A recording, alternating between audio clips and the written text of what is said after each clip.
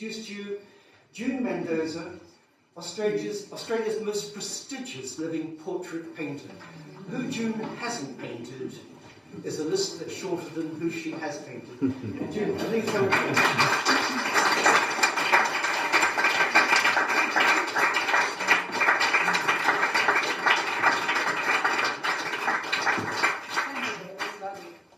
Now, June, your mother was known as Dot. Yes. And she was this phenomenal pianist. At the age of 17, she won a scholarship to the Melbourne Conservatoire. And that year, she played in a conservatoire mid-winter concert of excerpts from Grieg's piano concerto, which astounded anybody. One of the leading critics of the day commented it was one of the most mature performances, and so Norwegian, he said. Now, your mother had this extraordinary disability when she was born. Yes, she was born with a flat hip socket. The femur head didn't fit into the socket. It was flat, yes. And in the article I read, which you poo-poo, it says by the age of 6, she'd had to have 35 operations. And you're thinking that's not likely to be as many. That sounds a little bit excessive, but nevertheless, it was true. She did, as a child, have many operations. And it was an Austrian surgeon who ground a new socket. Ground it. Oh. So she always had one leg shorter than the other by about 1.5 inches. But at the age of 6, she was carted off to Vienna, wasn't she, for Yes, this special operation, which must have been exciting but terrifying at the same time. I should think so. And I can't imagine what operations were like around about 1905. Operating on a child, that kind of thing of totally reconstructing a hip. Yeah. Did she ever talk about that? No, I mean, it got her in the end. She had a couple of hip operations, but as a child, trying to keep up with her was quite an ordeal because it didn't stop her at all. Yeah.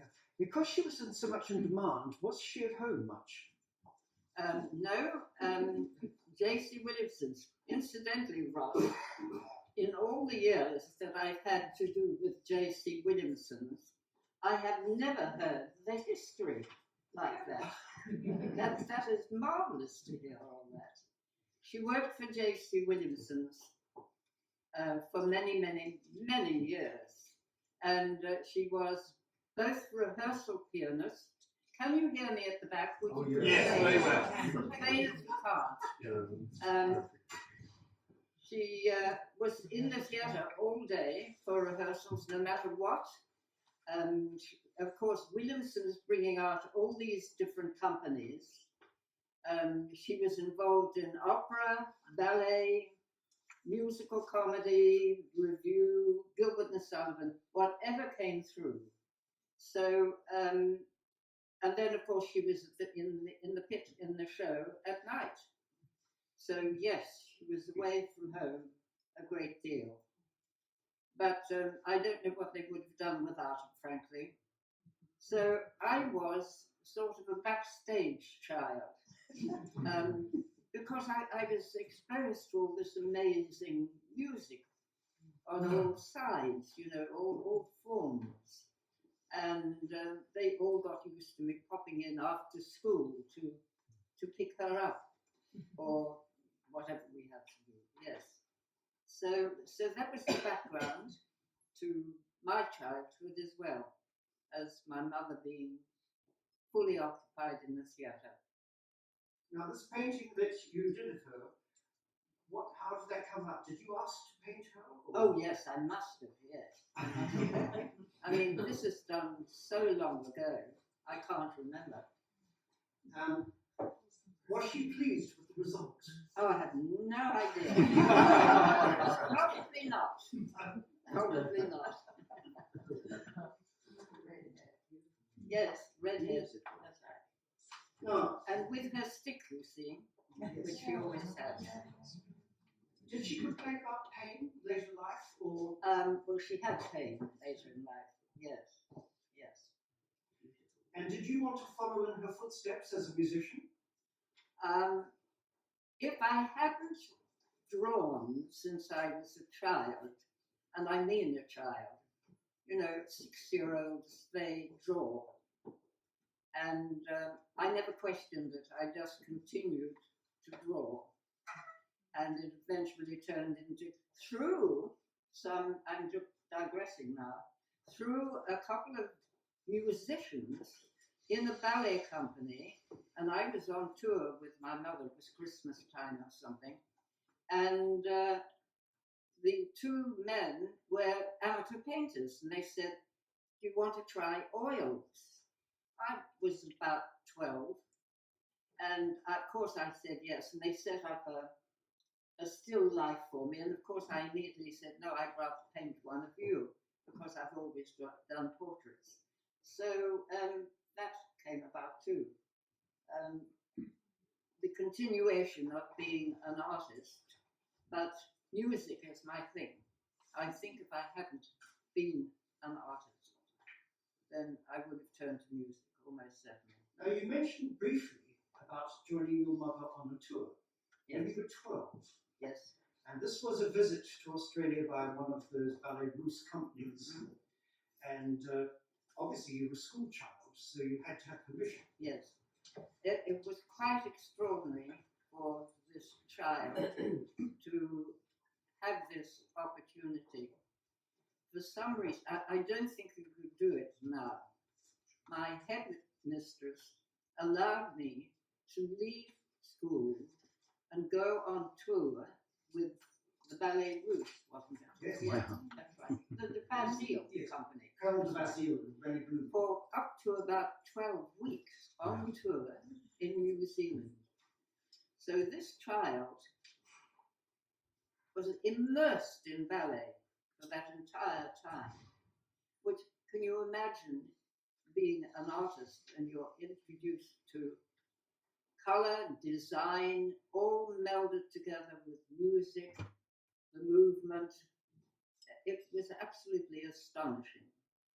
And also, I had a couple of little parts on tour. It was my job to teach the other children in the ballet called Fantasque. Anybody know of that ballet? It's about a toy shop, and families come into the toy shop looking at purchases, and there's these two can-can dancers. An American family decide they want the boy can-can dancer, and a Russian family. Yeah. You would be the Russian boy, weren't you? Yes, I was the Russian boy. And the Russian family want the girl can-can dancer, and obviously the other toys in the shop are not happy about parting with these toys. And at night they plot and they hide them. So the next morning, when the people turn up to get their purchases, they can't find them. And they turn on the shopkeeper, and all the toys come to life. Yeah. And the Cossack dancers are attacking the customers. And they're Well, I can assure you, I wasn't a dancer, far too clumsy for that. But it was a mime part, and absolutely marvelous to be on stage with my plaits up under a wig. And also, I was in the crowd scenes of Petrushka. I'm sure some of you know Petrushka quite well. And that was also in a wig with the plaits up. May I also, you don't have many moments of triumph in your life, but I had this one moment. My mother had always said, don't argue, dear. When you're on stage, just do exactly what you're told and shut up. So the ballet master was rehearsal, and the ballet master was taking, there were some poodles in this. This must have been Boutique Fantastique. Yes, some poodles in this. The ballet master was doing the poodles, and he said 1, 2, 3, 4, 1, 2, 3, 4, 1, 2, 3. And I thought, that's wrong. And I put my hand up like this. It was almost a full company on stage. I said, Mr. Hoyer, shouldn't it be 1, 2, 3, 1, 2, 3? No, he said. He said, yes, you're quite right. Bravo. And the company, and that was my big moment. It's me throughout my life. And of course, during your career as a portrait painter, you painted many people in the ballet world. Up here, behind me, is became Meillon and was the first artistic director of the Australian Ballet. But you also painted other ballet luminaries. You painted Dame Nanette de Valois. Nanette, I'm sorry, people, I'm sitting so that I'm ignoring you lot with my back to you because the bulk of the people are in. I do apologize. I hate it when it happens to me. Yes, over the years, you know, in the ballet section, Yes. Nanette de Valois and Madame, she was about 93 at the time. Rambert. And Rambert, Monica Mason, and gosh, Ross, who else? And then, of course, in the music world, Beryl Gray. Beryl Gray, yes, you painted. And amongst the musicians, you painted. Oh, well, because Joan Sutherland three sorry, times. Sorry, Ross. Joan Sutherland, you painted 3 times. Yes.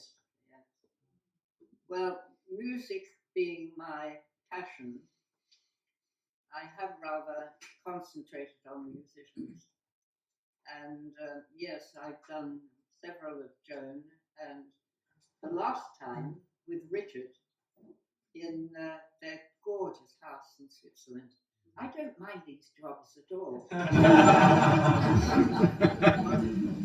of course, the royal family, you've painted the Queen twice, I think, haven't you? And the Queen Mother, and you've painted the Queen 5 times. You go to the National Book Academy, you find words of June, and you find words of June popping up in Oxford Cambridge colonies. Down in the vaults there, So, June, thank you for joining us tonight. Thank you for telling us these memories about your incredible mother. And June is still accepting commissions today. After